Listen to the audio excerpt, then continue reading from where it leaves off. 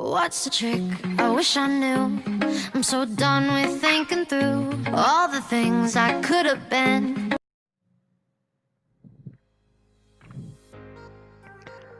Assalamualaikum warahmatullahi wabarakatuh. Nama saya Pratindo Sembiring. Di sini saya akan menjelaskan tentang struktur CPU di mata kuliah Arsitek, Organisasi, dan Komputer. Nah, kita langsung saja ke pembahasannya. Struktur CPU. CPU merupakan komponen terpenting dari sistem komputer.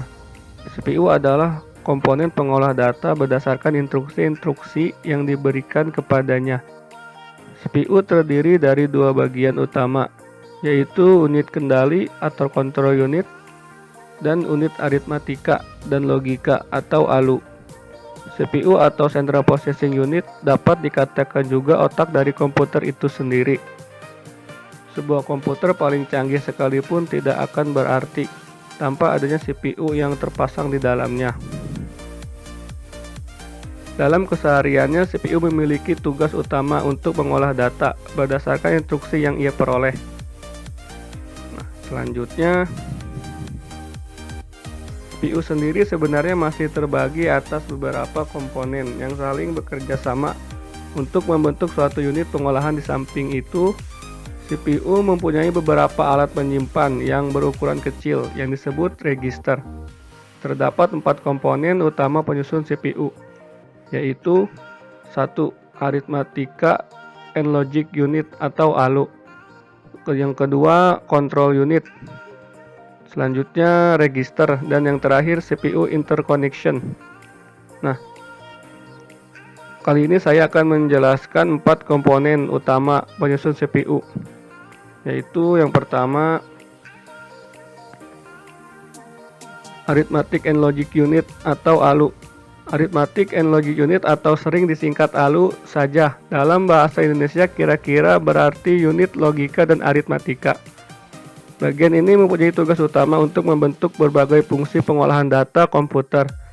Sering juga disebut sebagai bahasa mesin karena terdiri dari berbagai instruksi yang menggunakan bahasa mesin. ALU sendiri juga masih menjadi 2 komponen utama, yaitu 1. Arithmetic Unit atau unit aritmatika, bertugas untuk menangani pengolahan data yang berhubungan dengan perhitungan, dan Boolean Logic Unit atau unit logika Boolean, bertugas menangani berbagai operasi logika. Nah, yang kedua, Control Unit.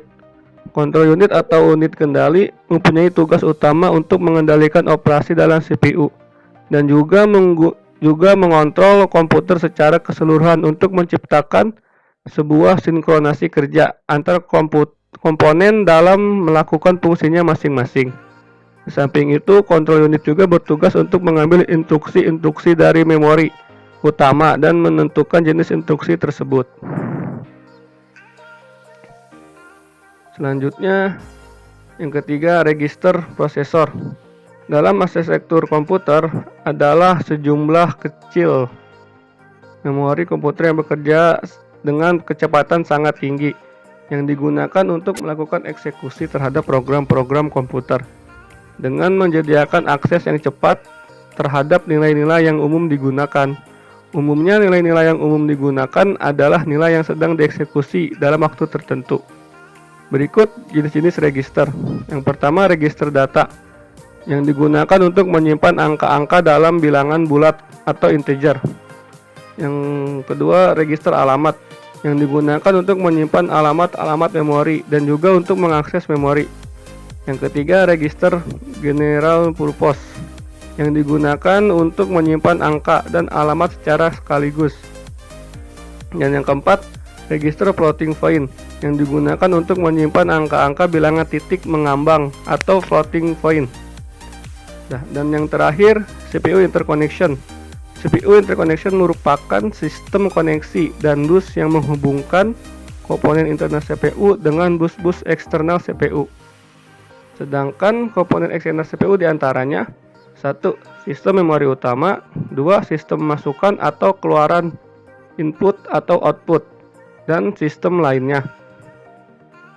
Nah, selanjutnya fungsi dari CPU. CPU berfungsi seperti kalkulator, hanya saja CPU jauh lebih kuat daya pemrosesannya. Fungsi utama dari CPU adalah melakukan operasi aritmatika dan logika terhadap data yang diambil dari memori atau dari informasi yang dimasukkan melalui beberapa perangkat keras seperti papan ketik, pemindai, tuas kontrol maupun tetikus. CPU dikontrol menggunakan sekumpulan instruksi perangkat lunak komputer. Nah, yang selanjutnya aksi CPU. CPU ke memori, perpindahan data dari CPU ke memori dan sebaliknya. Yang kedua, CPU ke input atau output, perpindahan data dari CPU ke modul input output dan sebaliknya. Yang ketiga, pengolahan data. CPU membentuk sejumlah operasi aritmatika dan logika terhadap data.